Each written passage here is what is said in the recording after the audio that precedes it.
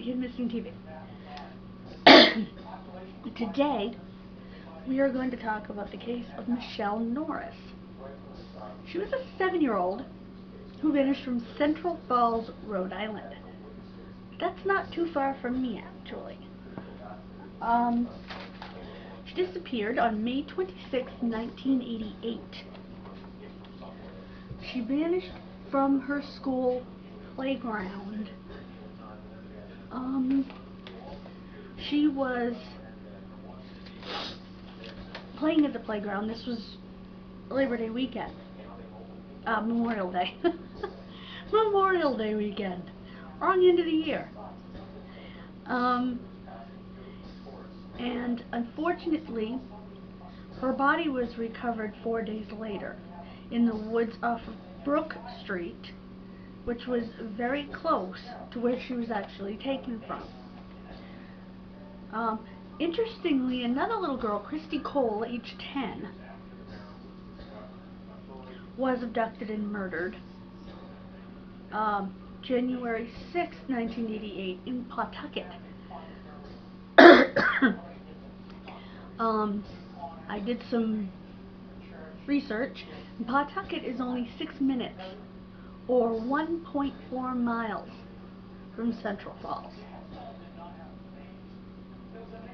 So, are the cases related? I don't know. Now, in 2019, Christine's case was solved by DNA. Her killer was revealed to be Montero. Did he also kill Michelle? We don't know. Investigators did release new information in Michelle's case that revealed that debris in Michelle's lungs and airway did not match the soil of where she was found. Because apparently she was pushed down into the ground and suffocated, which is horrible.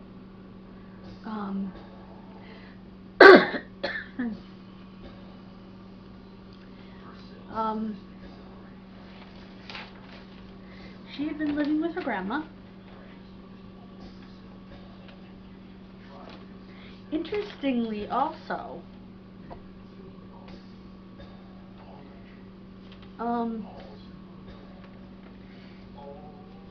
only reason she was living with her grandmother was, sadly, her mother was very sick. Her mother was in the hospital with a severe infection.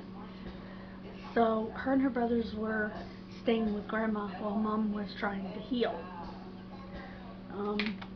That's actually pretty sad. The FBI was brought in as they had investigated the murder of 2 boys the year before and had a ton of evidence gathering experience. There were 2 boys evidently in the area, and the FBI had come in and helped. So they asked them to come back in. Michelle sadly had been sexually assaulted. This case was actually featured on Breaking Homicide on ID. I don't remember seeing it. I'm going to have to go back and look for that. The playground where she was abducted from was renamed in her honor, as you'll see in the picture in her poster.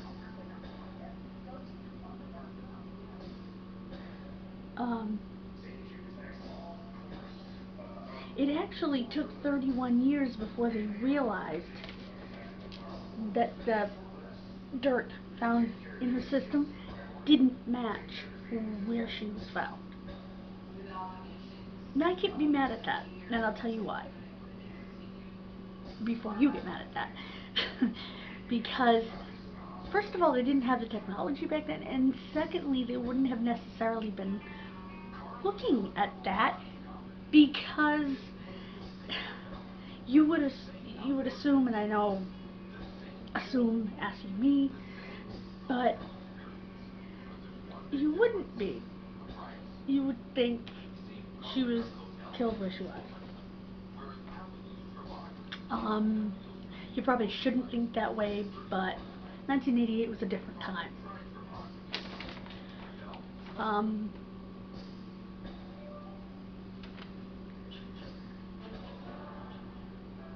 Her family was very poor. Her father was an alcoholic, and her mother, as mentioned, was chronically ill. So, a very sad situation, but luckily they had a wonderful grandmother that was more than willing to help. Now, there were several kids, as mentioned in my research, that disappeared from the same area. You mentioned Christine Cole. There was also Frankie Barnes, 9 from Providence, Jason Wolf, 6 from Providence, and Justin Ellenwood, 9 from Warwick.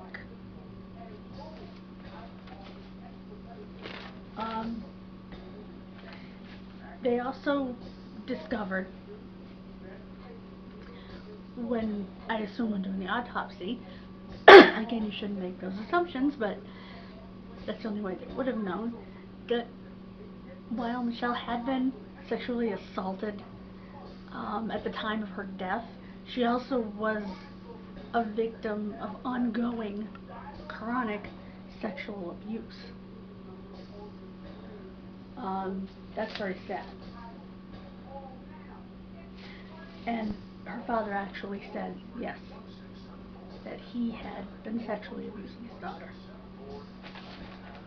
Rot under the jail, would you? Michelle's case was also featured, and we've talked about this before, the playing cards that they often give prisoners with pictures of cold cases, pictures and short descriptions of cold cases on them.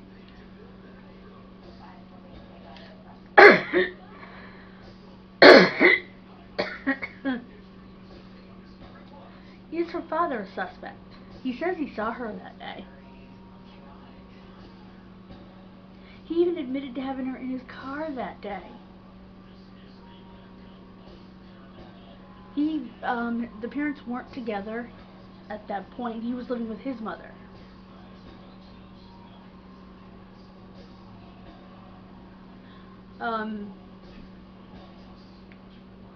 Things that make you go, you know? And I did not write down a phone number for this case. Or maybe I did. Nope.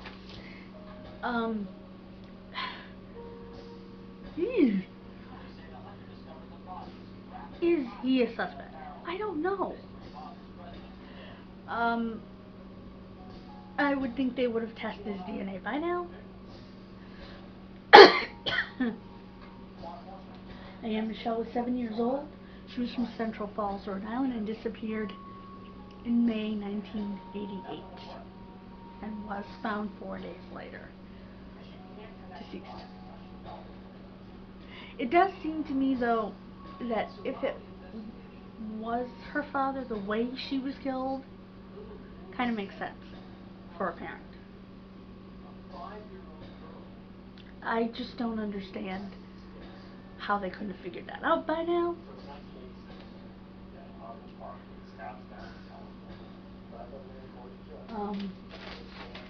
But this little girl deserves justice.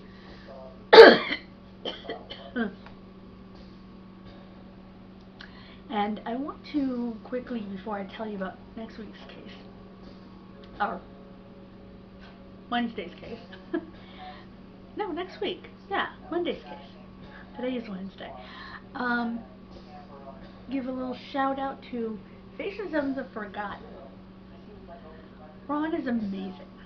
He goes to cemeteries and he not only shows you the people like Michelle that, although he hasn't done Michelle's, that might be forgotten otherwise.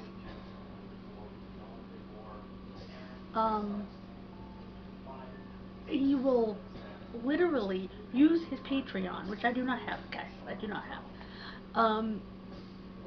to pay for headstones for those who don't have them. He put flowers and candles and trinkets on graves so that people are not forgotten. Including, like I said, children like this. And I just wanted to give him a shout out because I think he's great.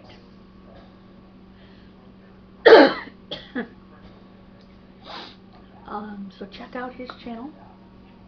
Now, on Monday we're going to talk about the case of David Warner. David disappeared in 1983 from Jefferson City, Tennessee. David had epilepsy. David was, I believe, 11 years old? 12 years old. So we'll be talking about his case next time. I will see you then.